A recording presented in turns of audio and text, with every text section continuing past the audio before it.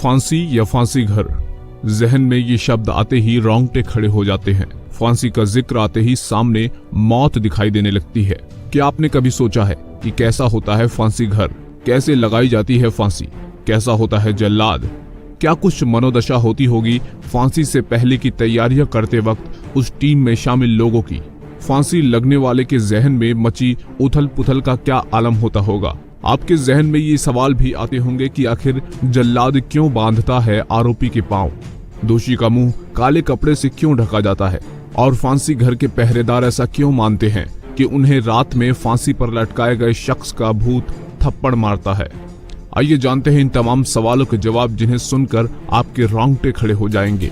Number 1, जल्लाद बांधता है आरोपी के पांव। फांसी से पहले तीसरी रस्सी से आरोपी के हाथ पीछे करके उसी समय बांध दिए जाते हैं जब उसे काल कोठरी से निकालकर फांसी घर की ओर लेकर आया जाता है।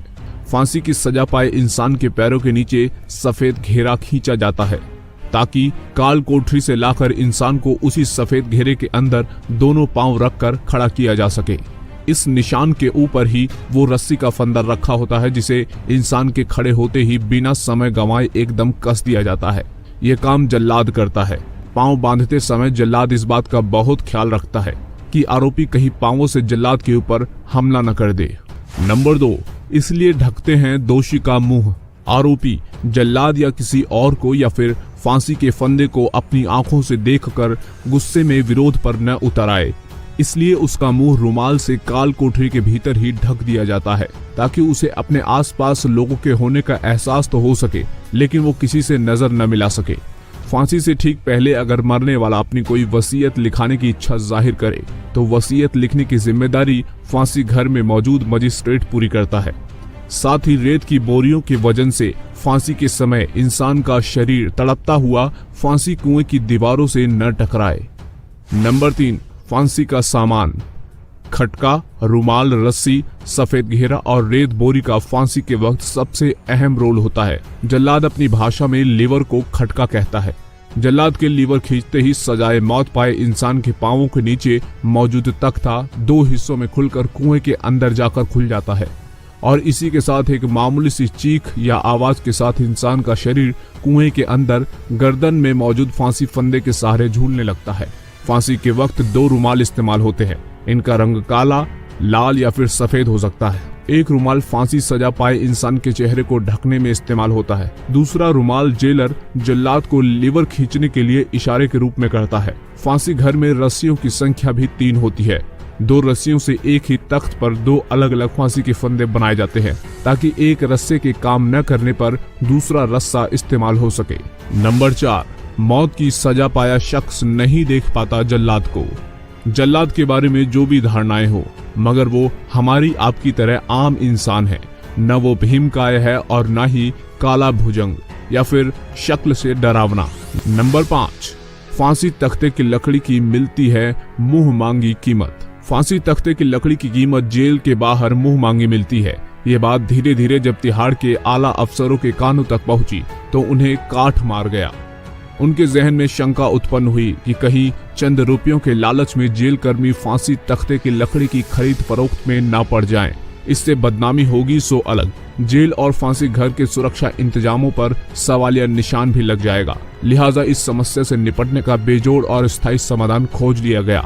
जेल प्रशासन ने रातों रात लकड़ी के तख्तों को हटवाकर लोहे के भारी भरकम फट्टे लगवा दिए। यह काम लोक निर्माण विभाग ने इसलिए किया क्योंकि फांसी घर के रख रखाव की जिम्मेदारी दिल्ली सरकार की है।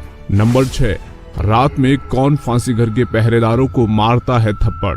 फांसी घर जैसे वीरान डरावने स्थान की पहरेदारी करना आसान नहीं है। कहा जाता है कि कई साल पहले तिहाड़ जेल के एक संतरी यानी पहरेदार की रात के वक्त फांसी घर की रखवाली की ड्यूटी लगी थी। ड्यूटी भी अकेले ही कर रहा था। किसी वक्त उसे नींद की झपकी आ गई। तभी उसे एहसास हुआ कि उसके किसी ने थप्पड़ मारा है। इस एहसास ने उसे पसीने से तरबतर कर दिया।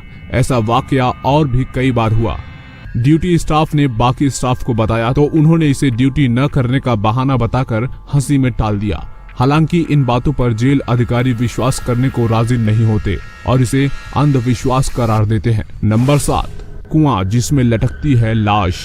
फांसी घर किसी भी सेंट्रल जेल के अंदर एक अलग कोने में ही बनाया जाता है ताकि वो रोजमर्रा की जिंदगी से आम कैदियों की नजरों में न आए। फांसी घर की जानकारी इस हद तक गुप्त रखी जाती है कि तमाम कैदी अपनी सजा काटकर जेल से बाहर चले जाते हैं, मगर उन्हें इसका भान तक नहीं हो पाता कि वे फांसी घर के बराबर वाली कोठरी में ही कैद रहकर आए हैं।